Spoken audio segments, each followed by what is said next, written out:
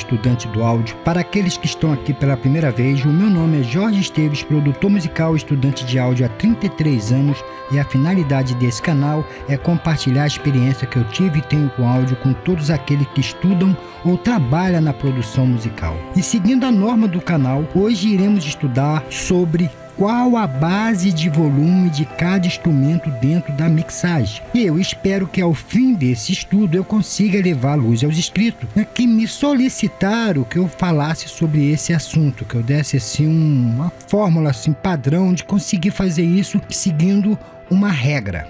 Então, na verdade, é uma regra de níveis de volume de instrumento dentro da mixagem. Porém, antes de entrarmos no foco do assunto, e como os inscritos desse canal já sabem, esse canal ele tem assim como objetivo, sanar as dúvidas, mas não com fórmula mágica, mas por um estudo consciente, dentro do assunto. E com esse pensamento vamos entender os processos, que antecedem ao tema, porque assim no final do estudo, logicamente que você vai dominar a técnica, não por imitação, mas por domínio, porque você vai estar sabendo o porquê, o motivo de cada coisa que eu vou falar lá na frente. Então, para isso, eu vou ser obrigado a recapitular um modo que já estudamos aqui, porque o tema daquele dia é a base de toda a técnica que será aplicada e mostrada aqui hoje. E para aqueles que já estudaram sobre o tema, eu vou pedir só um pouquinho de paciência, porque eu vou fazer assim um resumo bem rápido e vamos logo entrar no foco do assunto de hoje. Então, como aprendemos ali, a audição humana trabalha de uma forma não linear com relação às bandas de frequência. E isso foi uma descoberta dos mitos da engenharia do áudio, Fret e Mútual. Ou seja, o ouvido humano ouve as diferentes bandas de frequência, como está demonstrado aqui nesse gráfico, mesmo que ela esteja no mesmo nível de volume, com diferentes níveis de volume para cada nível de frequência. Eu vou explicar. Você, por exemplo, você chega aqui, está em 40 dB. Os senhores notem que essa parte da banda aqui embaixo que fica a frequência, está aqui, já chega de 40. A 40 você não ouve o grave, mas em compensação na casa dos 100 está bem audível, está ouvindo bem. Se você for ver as outras bandas de frequência seguindo, o que acontece?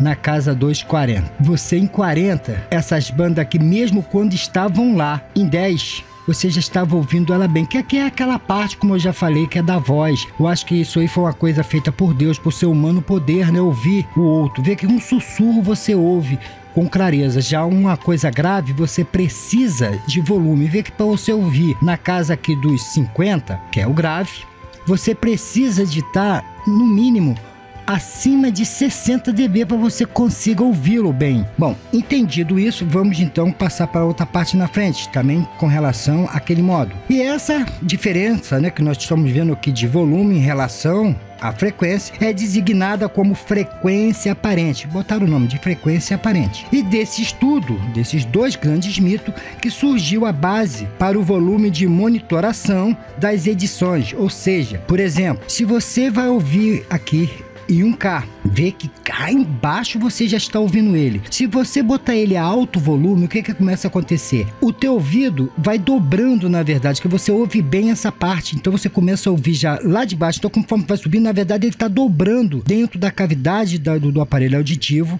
Você começa a ouvir essa banda, vê, cá embaixo, em dB, você já começa a ouvir. Quando você sobe demais, o que acontece? Começa a distorcer, porque o seu ouvido, ele amplifica essa parte da banda de frequência, porque você já ouve ela baixa. Vocês estão entendendo até aí, Então, o que acontece? Você começa a ouvir não mais como um K. Aqui, você começa já a ir para 2, 3, isso vai depender de pessoa para pessoa. Como eu disse, isso é em razão da distorção criada pela audição humana dentro da curva de Fret Mútual. E o que pode acontecer, senhores, com isso? Você tem um timbre real e que, na verdade, você está ouvindo um outro timbre, começa a mudar e você não nota. Para você, caramba, você não está notando isso, você está fazendo a edição, porque está no volume muito alto. Por isso que, para evitar isso, que chegou aquela convenção que o volume de monitoração ideal para fazer as edições de mixagem é entre 85 a 95 dB, porque nesse nível de frequência aparente, como eu falei, ela é melhor controlada. Porque se você está ouvindo isso aqui, tu vê que está tudo controlado, você começa a ouvir toda essa parte muito bem. Abaixo volume. Se você começa a subir, seu ouvido começa a amplificar. Mas aí acontece uma coisa, e a parte grave? Não. Então, por isso que quando fizer a edição da parte grave, você vai aumentar mais, porque o seu ouvido precisa de volume para ele interpretar e traduzir esse áudio, que é a parte grave. Enquanto as partes de 100 Hz para baixo, você já ouve bem. Então você estando aqui, ó, tu vê que estabiliza toda essa área. E você, logicamente, que já começa a ouvir o grave. Tu escuta o grave. Não tão bem, porque ele não amplifica. Então você amplifica ele porque você sente necessidade de ouvir melhor. E para ouvir melhor, o que você vai fazer? Você começa lá a editar no equalizador, aumentando a área de frequência. Você vai aumentando a intensidade da frequência. Mas com isso você está afetando, porque quando a coisa se normalizar dentro do volume, o que vai acontecer? O grave vai estar mais alto do que deveria estar. Então você aumenta e depois volta ao normal. Bom, eu só quis recapitular isso para que você entenda tudo que eu vou explicar lá na frente. E dito isso, então, vamos ao nosso foco do assunto de hoje com a pergunta dos nossos inscritos, né? A dúvida deles, que é quais os níveis de volume o instrumento deve ter dentro da mixagem. E como nós sabemos, níveis de volumes trabalha dentro de quê? Desde o nível mínimo, que é aquela área dos ruídos, indo ao nível máximo. Assim, nós já podemos matar uma coisa aqui. Dentro do nível máximo, nós não teremos nenhuma peça do projeto e nem dentro do nível mínimo. Então, ele vai trabalhar depois do mínimo e antes do máximo. Então, dessa forma, nós vamos ter, na verdade, 5 níveis de volume para distribuir as peças dentro da mix. E para isso, senhores, eu vou abrir aqui um projeto no Sonar Platino para demonstrar na prática, assim, para que fique melhor entendido. Mas lembrando que tudo que eu vou falar aqui dentro do Sonar Platino tem o mesmo valor, o mesmo teor, o mesmo processo, seja DAW de sua preferência, Cubase, Pro Tools, Nuendo, SoundForge, Studio One e etc. E dessa forma, já estou aqui com o projeto aberto para uma demonstração mais didática e vou dizer que nós vamos ter nessa distribuição 5 níveis de volume. O primeiro nível vem com o vocal ou instrumento solo. Se a música é instrumental, lógico que vai ser um instrumento solo. Quando a música é vocal, vai ter a voz ali para levar a mensagem da música. Então, já que a voz vai levar a mensagem da música, lógico que ela tem que estar elevada. Então aqui, vamos procurar a voz do nosso cantor aqui, como teste, ele está aqui. Então essa voz, ela tem que estar elevada. Só uma coisa que eu quero fazer uma interação, senhores. Os senhores sabem que quando os senhores vão fazer esse nível de volume dentro dessa mixagem aqui agora, os senhores já fizeram aquela mixagem, toda a pré-distribuição, né, do campo estéreo. Aqui já está tudo pronto, como já está pronto. Mas agora os senhores vão fazer o ajuste para saber se as coisas estão dentro do seu nível. Então eu tenho que falar, pô, já fiz, já tá bacana. E sei que a voz ela tem que estar na frente. Ela é o primeiro nível, porque tá levando a mensagem. Então a pessoa faz, começa a tocar. Na verdade, foi você que me traiu. E vai no fade de volume do seu monitor e vai baixando. Eu vou fazer aqui erradamente, pelo console aqui, pelo master, e vai, como isso aqui já foi explicado, Na verdade, abaixando até que você quase não possa ouvir. na verdade, E você vai observar se a voz está na frente de tudo que está atrás, ó. sempre em busca de seus sonhos. Aqui tá, ó, você sente? Escuta, pra mim aqui tá, eu não sei como vai ficar isso dentro do vídeo, mas tá. Então vamos voltar. Hoje eu sinto. Então, o primeiro nível é o vocal. No segundo nível, quem vem é os back vocal. Mas os back vocais, quando existem. Então, os back, por que os back vêm em segundo nível de volume? Porque ele faz o reforço da mensagem, né? Ou dramatiza a mensagem. Se a música é triste, como é essa aqui, começa o cara cantando e fica aqui para causar aquele drama, a mensagem. Então auxilia a mensagem, então tem que vir em segundo. Então o que vai fazer? Vai lá no seu fade de volume do seu sistema de monitoração da saída do áudio, vai tocar. Na verdade, foi você que me traiu. E veja que os vocais estão logo depois do vocal. Então tá bom. Sempre em busca de seus sonhos, ilusões e fantasias.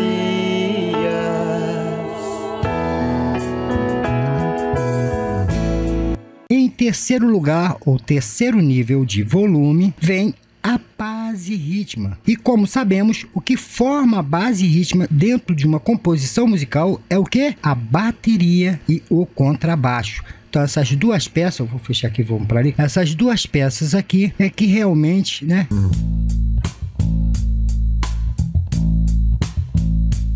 Então, em terceiro lugar, nós temos que ouvir bem a base rítmica. Vamos tocar.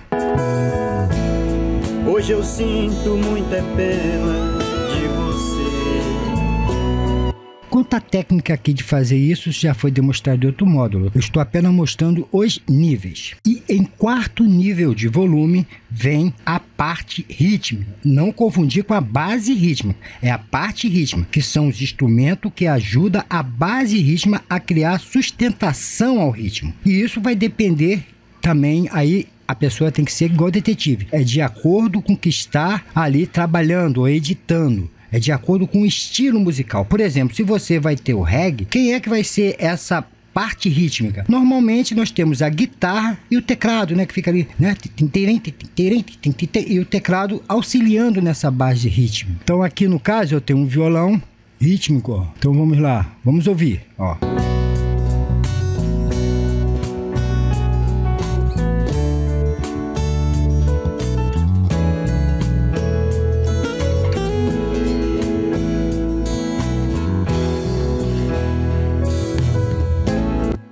Muito bem. Só recapitulando que pode gerar alguma dúvida, dentro do nível 1, eu falei que é os vocais e os instrumentos solos. Então, se nós temos também alguns solos dentro da composição, logicamente que eles terão que estar no nível 1. Por exemplo, eu tenho aqui um violão que ele faz um solo. Então, vamos lá, ó.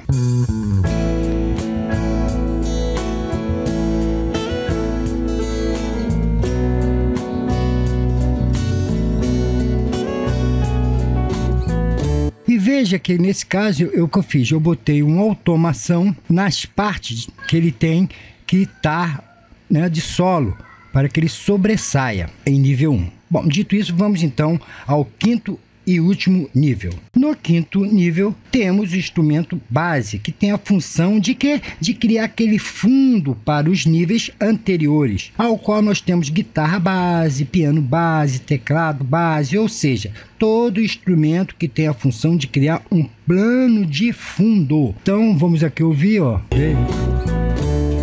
Você vai se arrepender.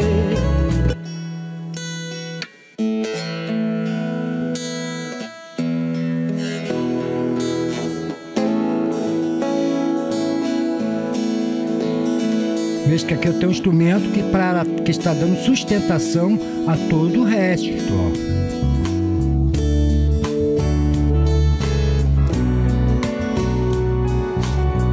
Tem o órgão e por aí vai. São instrumentos que estão ali para criar aquele pano de fundo. E terminando, eu vou relembrar também um assunto de módulo passado, ao qual já até citei aqui hoje, que um erro muito comum na edição em relação a colocar volume, ou dar mais volume, ou diminuir volume, é ter como base o fade de volume. Ah, vou aumentar o volume. E esquecendo que existe um fator também que afeta o volume, e nós nem nos percebemos disso, que é o quê? O fade do pan, ou seja, a distribuição das peças da mix pelo campo estéreo. Quando você pega aquele fade do pan e você joga mais para a esquerda ou direita, você também está afetando o volume, né? Nesse deslocamento você afeta diretamente também o volume. Aqui na verdade, senhores, é apenas uma verificação de como estão os níveis, se está correto. Aqui na verdade você verificar se está realmente correto os níveis de volume dos instrumentos dentro da mixagem. Você já fez isso. Então, se não tiver, é para fazer os acertos. Dito isso, creio que não há necessidade de eu continuar aqui falando para que não fique extenso